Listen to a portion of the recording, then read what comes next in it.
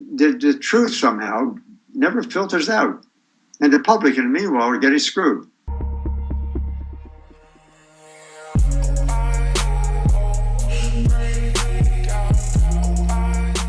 Hey friends, this is Jeff Morgan. Soy has been a concern for many people, and not just for those on a plant-based diet. People are worried about the estrogenic effects of soy and if it can be considered a health food. Men are afraid of feminizing effects, and women are afraid of issues that can arise from excess estrogen. So what's the truth? Can these fears be justified? Are they myths perpetuated by the dairy industry? Can we eat soy freely without worrying? Well, instead of me answering these questions for you, I'd like to let the doctors that study the science of nutrition answer them for you. Because soy has phytoestrogens, it should be avoided for fear of excess estrogen in women and feminizing effects on men.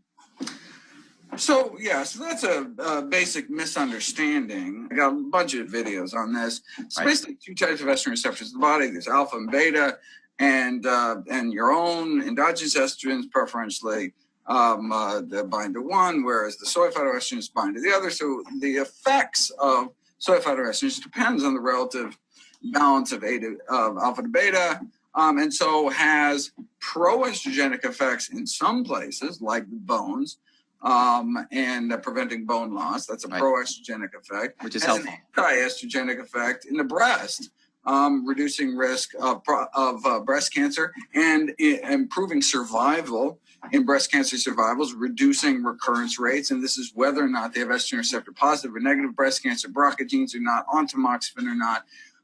There's been 5 human studies so far, thousands of breast cancer survivors. Put them all together. Women that eat soy live longer, lower rates of cancer recurrence. So that's an anti-estrogenic effect. So you get the kind of the best of both worlds. Mm-hmm. So it's actually technically called a SERM, a selective estrogen receptor modulator, not necessarily a pro or anti-estrogen, but depending on what tissue type. And so soy, like any good legume, is a healthy source of protein. There are women out in the world right now with breast cancer or in rehabilitation still eating cheese and staying away from soy. That's stunning. Don't let science get in the way of a good fearful story. But the truth is that the soy is protective against breast cancer. The phytoestrogens, which are molecules that are just vaguely shaped like actual mammalian estrogen, when we consume them, they block the receptor sites that the real estrogen would be trying to get into that would drive cancer growth. The women who in the countries that consume soy products have lower breast cancer rates.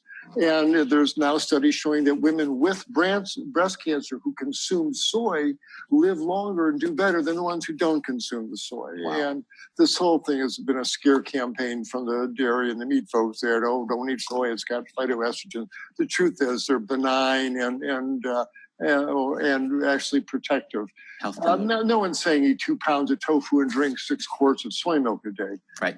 But all the anxiety that's been ginned up around the phytoestrogens really is unwarranted. I'm really glad you brought that up, and especially also about the hormones that are raging inside of a pregnant cow when she's giving milk. I want to talk about soy for a minute.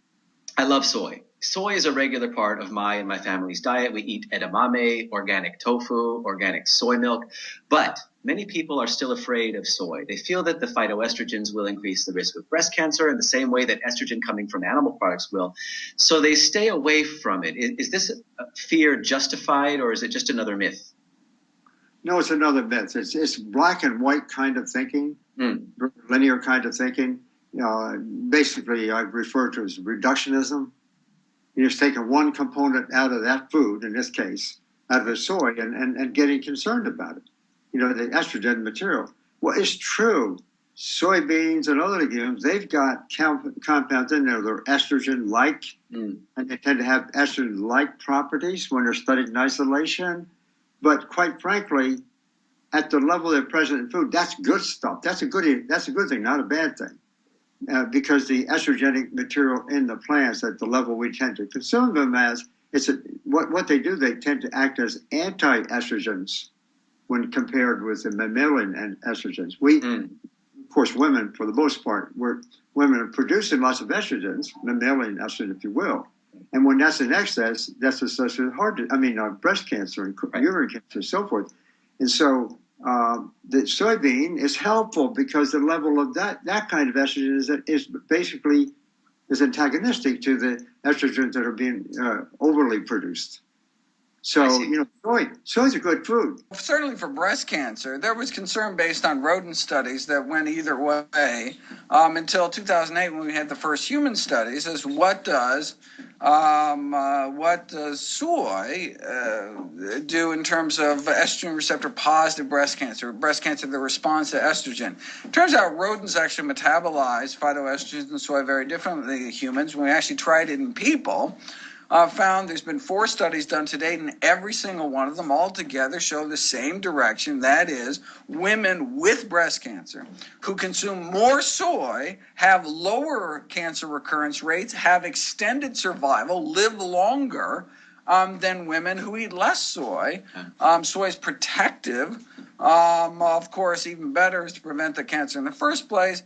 And the best data we have is between 30 and 50% reduced risk of breast cancer for women eating soy. And that higher number is particularly for women eating soy early in life, for adolescents. So it's important so that's an excellent plant protein source for young women. And what happened historically, once again, I like to draw on history. I'm old enough to be history. But I remember, I know a lot of these stories from, let's say, 30, 40, 50 years ago. Right. And I've sort of watched them evolve and become silly, to be honest about it at times. Yeah. Years ago, it really was a contest between the dairy industry and the soy industry. And it started in the 1970s.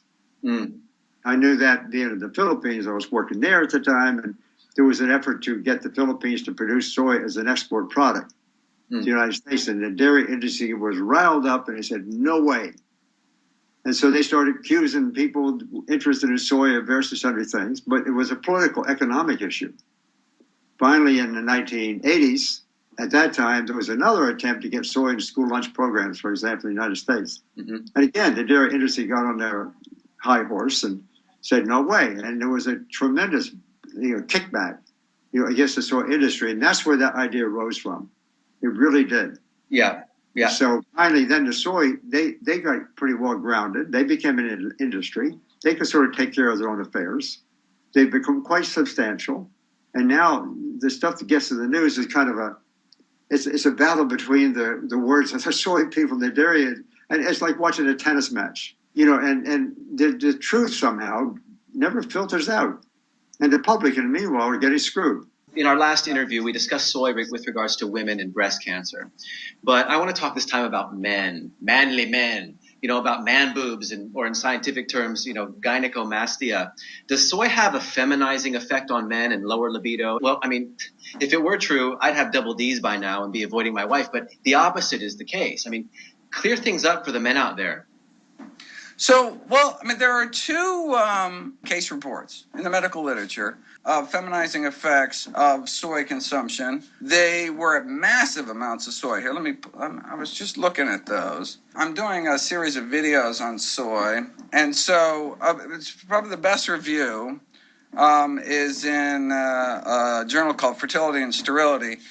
The title is Soybean Exposure Does Not Have Feminizing Effects on Men. But that's in general. But look, you can't overdo it. There's 2 papers.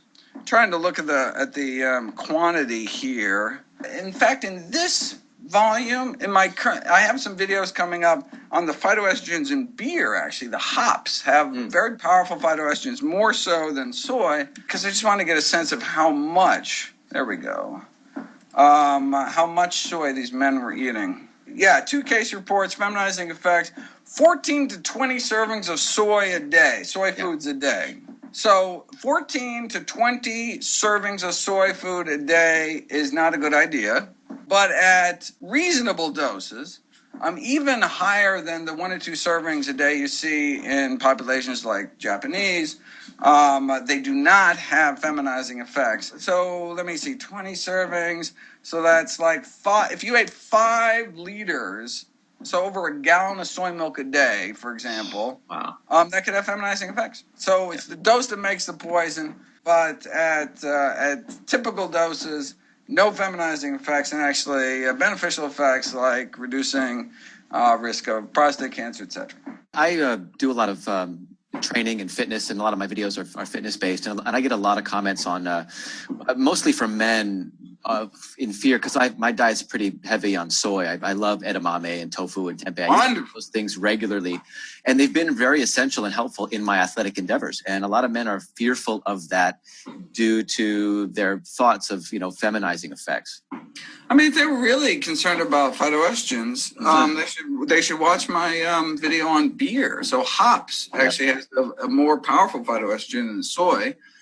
So beer is actually more estrogenic. But you don't see guys saying, "Oh my God, don't drink beer; you'll get feminizing." I mean, right, and dairy as well.